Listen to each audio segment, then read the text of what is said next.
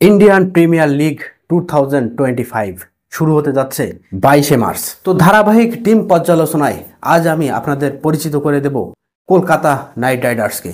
আশা করি এই আলোচনার পরে কলকাতা নাইট রাইডার্স টিম সম্পর্কে আপনাদের স্পষ্ট ধারণা হয়ে যাবে। সো সাথেই থাকুন। কলকাতা নাইট রাইডার্স টিম পর্যালোচনা করতে গেলে প্রথমেই আমাদেরকে আসতে হবে কলকাতার ওপেনিং পেয়ার সম্পর্কে। তো কলকাতার ওপেনিং পেয়ার আলোচনায় আমরা প্রথমেই দেখতে পাবো হয়তোবা নারাইন এবং কুইন্টন ডিকককে। হ্যাঁ, এখানে একটা যদি কিন্তু আছে, যদি কিন্তু হচ্ছে কুইন্টন ডিককের জায়গায় রহমানুল্লাহ গুরবাজ তিনিও কিন্তু খেলে ফেলতে পারেন।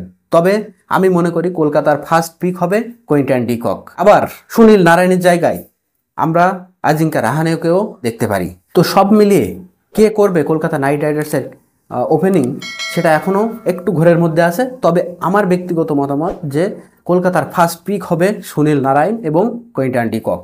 এরপরে যদি 3 নম্বর পজিশন নিয়ে আলোচনা করি, 3 নম্বর পজিশনে খেলবেন হচ্ছে অঙ্কৃশ রঘুবংশী। এবং এখানে অঙ্কৃশ রঘুবংশী না খেললে হয়তো বা খেলতে পারেন মানিশ পান্ডে। তবে যেহেতু কলকাতা তরুণ প্লেয়ারদের উপরে একটু নজর বেশি দেয়, সেহেতু মানিশ পান্ডের চাইতে আমি মনে করি অঙ্কৃশ রঘুবংশীর দিকে কলকাতার নজর বেশি থাকবে এবং হয়তোবা কলকাতার ফার্স্ট পিক হবে অঙ্কৃশ রঘুবংশী। তবে আমরা বিগত আইপিএলে দেখেছি মানিশ পান্ডেকে ওই পজিশনে খেলতে, সো মানিশ পান্ডেও খেলতে পারেন। এরপর 4 নম্বরে অবধারিতভাবে খেলবেন কলকাতার আরেক নাম করা ব্যাটসম্যান ভেঙ্কটেশ আয়ার। ভেঙ্কটেশ আয়ারের জায়গাটা পাকাপোক্তই, ভেঙ্কটেশ আয়ারের জায়গায় আর কেউ খেলবে না। তিনি ফিট থাকলে ভেঙ্কটেশ আয়ার 4 নম্বর পজিশনেই খেলবেন। আজিঙ্কা রাহানে কিন্তু এবার কলকাতা নাইট রাইডার্স টিমের নেতৃত্ব দেবে। তো রাহানেকে আমি 5 নম্বর পজিশনে বেশি দেখছি। ওপেনিংয়ে হয়তোবা নারায়ণ এবং কুইন্টন ডিককই কলকাতার প্রথম চয়েস হবে। 6 নম্বর এবং 7 নম্বর পজিশন অত্যন্ত মারকুটে দুই ব্যাটসম্যান এবং কলকাতার ফিনিশিং রোলে যারা পারফর্ম করবেন বা যাদের নাম আলোচনায় আসছে তারা হচ্ছেন রিঙ্কু সিং এবং অ্যান্ড্রু রাসেল। রিঙ্কু সিং এবং অ্যান্ড্রু রাসেল কলকাতার যে পুরো ব্যাটিং লাইন আপ, এই ব্যাটিং লাইন আপটাকে একটা শক্ত ভিতের ওপর দাঁড় করিয়ে দেয় কিন্তু এই দুই ফিনিশার। কলকাতার যে ম্যাচে ব্যাটিং বিপর্যয় ঘটে সেই ম্যাচেও এই দুই ফিনিশার যে কেউ একজন ভালো খেলে ফেলেন। এজন্যই কলকাতার ব্যাটিং একেবারে কখনো ভেঙে যেতে আমরা দেখিনি। তো 6 নম্বর এবং 7 নম্বর পজিশন রিঙ্কু সিং এবং অ্যান্ড্রু রাসেল, এরা দুজন অবশ্যম্ভাবীভাবে থাকবেন। 8 নম্বর পজিশনের কথা আসলে এখানে খেলবেন রমনদীপ সিং। রমনদীপ সিং অত্যন্ত মারকুটে ব্যাটসম্যান। বিগত আইপিএলগুলোতে তিনি অত্যন্ত বিধ্বংসী স্ট্রাইক রেট নিয়ে ব্যাটিং করেছেন এবং রমনদীপ সিং তিনি কলকাতার 8 নম্বর পজিশনে অবশ্যম্ভাবীভাবে খেলবেন, এটা এবার এক প্রকার নিশ্চিত। এরপরে যে 3টা পজিশন 9, 10 এবং 11, এই 9 নম্বর পজিশনে অবশ্যম্ভাবীভাবে থাকবেন বরুণ চক্রবর্তী এবং এবারের আইপিএলে সবচেয়ে বেশি আলো হয়তো থাকবে এই বরুণ চক্রবর্তীর ওপর। কারণ চ্যাম্পিয়ন্স ট্রফিতে তিনি হয়তো ম্যান অফ দ্য টুর্নামেন্ট হননি, কিন্তু আমার দৃষ্টিতে বরুণ চক্রবর্তী এবারে চ্যাম্পিয়ন্স ট্রফিতে ম্যান অফ দ্য টুর্নামেন্ট এবং টুর্নামেন্টের সেরা বোলার তিনি। বোলিংয়ে তার যে ইম্প্যাক্ট তিনি রাখছেন ইদানিংকালে, সেজন্য এবারের আইপিএলে সবচেয়ে বেশি আলো হয়তো এই বরুণ চক্রবর্তীর ওপর থাকবে, যিনি কলকাতার 9 নম্বর পজিশন আলোকিত করবেন। কলকাতা 10 নম্বর এবং 11 নম্বর এই দুই পজিশনে হয়তো দুজন পেসারকে খেলাবেন। একজন হর্ষিত রানা।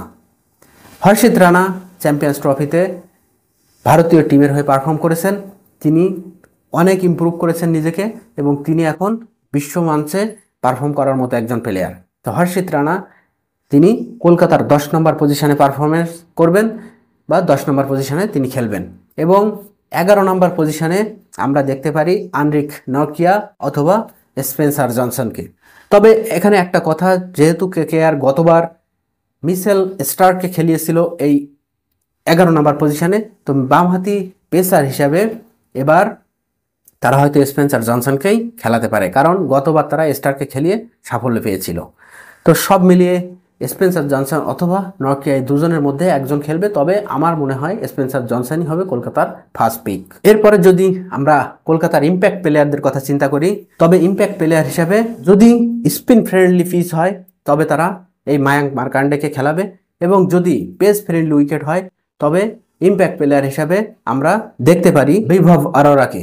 উমরান মালিক যেহেতু ইনজুরিতে আছে, সেহেতু ইম্প্যাক্ট প্লেয়ার হিসাবে এবার বিভব আরোরার খেলার একটা সুযোগ আছে।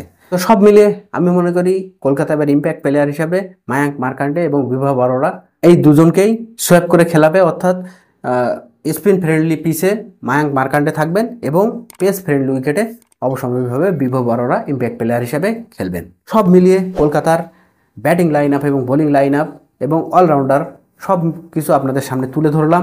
কলকাতার ব্যাটিং লাইন আপ অত্যন্ত শক্তিশালী, 8জন ব্যাটসম্যান রয়েছেন এবং এরা কিন্তু অত্যন্ত অত্যন্ত ভালো ব্যাটসম্যান, সবচেয়ে বিধ্বংসী ব্যাটসম্যান। এবং আমি মনে করি এবারের আইপিএলে সেরা ব্যাটিং লাইন আপের ভেতরে কলকাতা নাইট রাইডার্সের এই ব্যাটিং লাইন আপটা অন্যতম।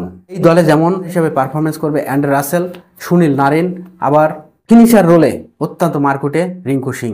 অর্থাৎ ব্যাটিং পজিশনটাকে একটা ভাইব দেয় হচ্ছে এই দুই ফিনিশার রিঙ্কু সিং এবং অ্যান্ড্রে রাসেল। এবং সুনীল নারায়ণের ব্যাটিংটা তো কলকাতার বাড়তি পাওনা।